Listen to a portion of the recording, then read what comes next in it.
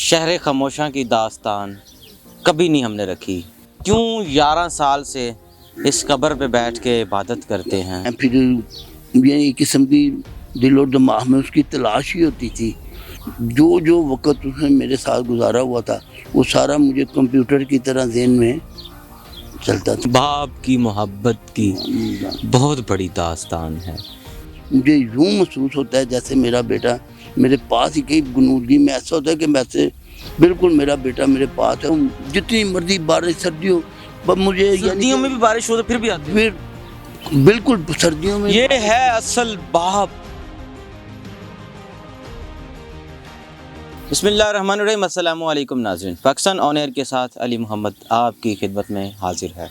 ناظرین، اس وقت میں موجود ہوں شہر خاموشاں میں۔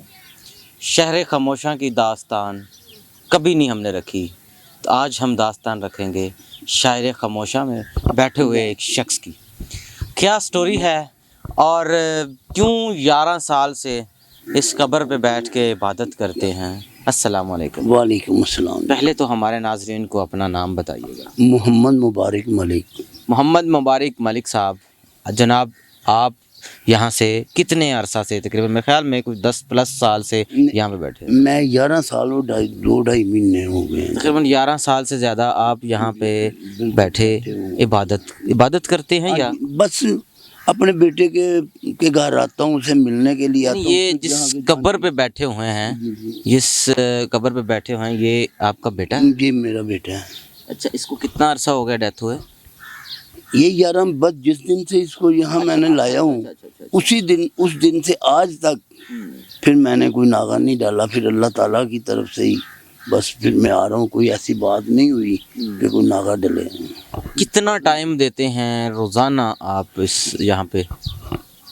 پہلے شروع میں تو میں صبح جلدی آ جاتا تھا، صبح 8 بجے۔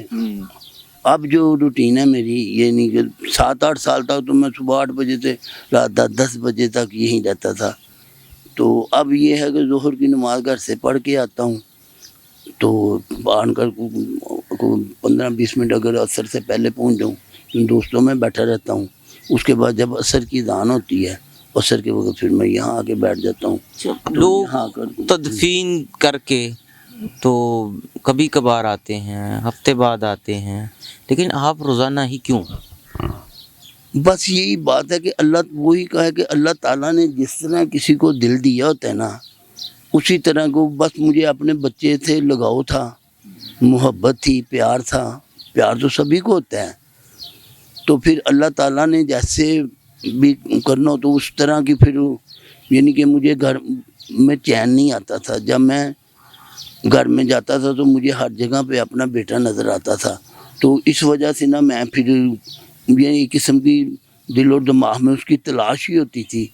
تو پھر اس لیے میں یہاں آ جاتا تھا تو پھر میں اللہ کا ذکر کرتا تھا، قرآن پاک پڑھتا تھا، جو مجھے زبانی صورتیں آتی وہ پڑھتا تھا۔ درود شریف کافی میں نے رکھے ہوئے، درود شریف پڑھتا ہوں آنکھیں بند کر کے۔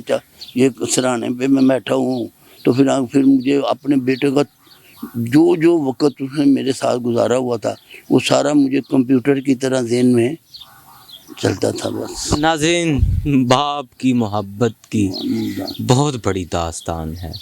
ماں کی محبت تو ایک الگ ہے، لیکن جو باپ کی محبت ہے نا، اور وہ بیٹے کی، یہاں پہ آپ دیکھ سکتے ہیں کس طرح کھینچ کے لاتی ہے آپ نے۔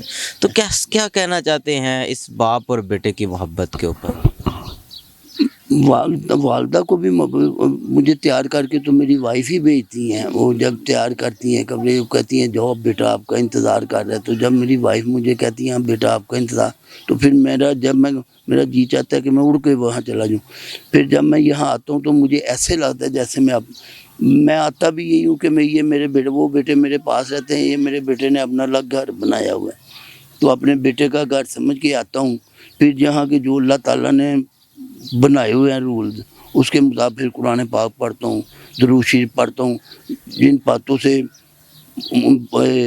ان کے رتبے بلند ہوں گے، ان سب کے جتنے بھی اللہ کو پیارے ہوئے ہیں، جو بھی یہاں سوئے ہوئے ہیں، تو اس لیے پھر اللہ کے قانون کے مطابق جو اللہ تعالیٰ نے وہ میں یہاں عبادت کرتا رہتا ہوں۔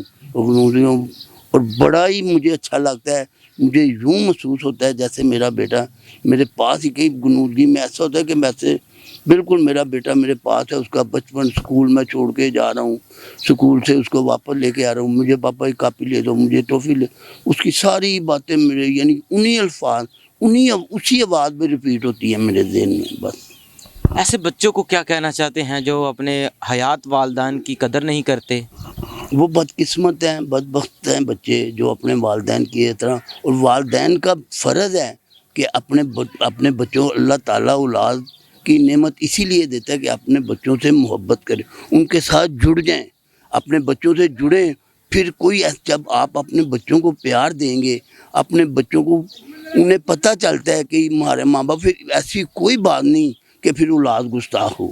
اچھا دوسری جو میرے ایکسپیرینس، میں نے اپنے تجربے میں جو دیکھا ہے. اچھا آپ ایک باپ ہیں، آپ کی اتنی محبت ہے بیٹے کے ساتھ کہ آپ اس کی قبر پہ روزانہ 11 سال سے مسلسل آ رہے ہیں، اور ایسی اولادیں جو تدفین کر کے تو چلی جاتی ہیں، بلکہ ایسی بھی اولادیں ہیں کہ جو بندہ ڈیڈ ہو جائے تو وہ ڈیڈ ہاؤس میں چھوڑ کے یا پھر کسی جگہ پہ، جیسے کہ میں نے ایک ہمارے بہت ہی بڑے عیدی صاحب ہیں، انہوں نے کہا جی، وہ ایک بیان تھا میرے سامنے، اگلا میں نے سنا بھی ہے.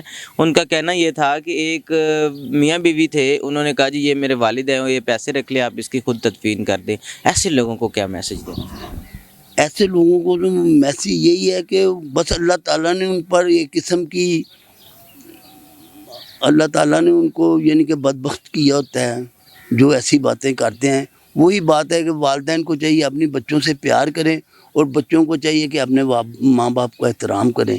یہی ہے زندگی، اسی میں برکت ہے، اسی میں دنیا اور آخرت میں کامیابیاں ہیں.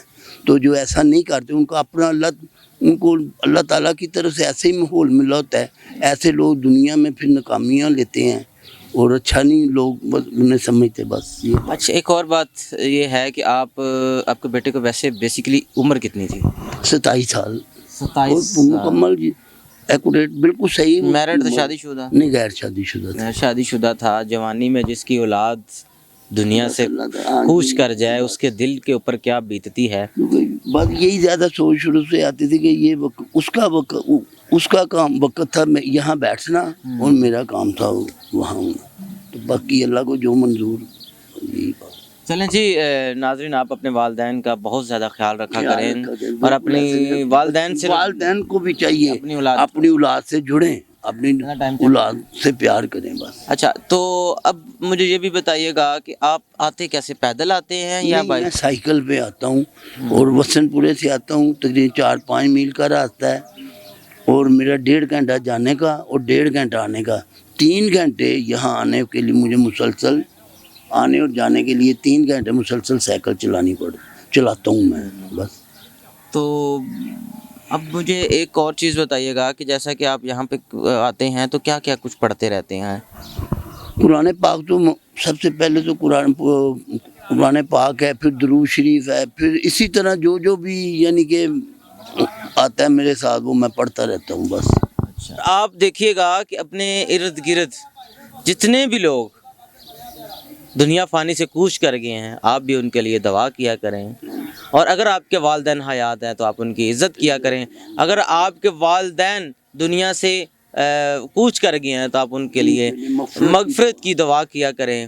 یہ بہت بڑا میسیج ہے اور بہت بڑا ثواب ہے. اور ایک والد کا درد دیکھ کے جب وہ بندہ ایک دم سے، میں تو شوق، یعنی میرے اندر وہ بات کرنے والی جو ہے نا وہ انرجی نہیں بچی کہ میں کس طرح سے پروگرام کو آگے لے کے چلوں. کیوں ایک باپ کا درد، اب اس سے بڑھ کے کیا ہو سکتا ہے کہ 11 سال سے، اور آپ جیسے کہ بارش وغیرہ ہوتی تو پھر کیا کرتے ہوں گے آپ؟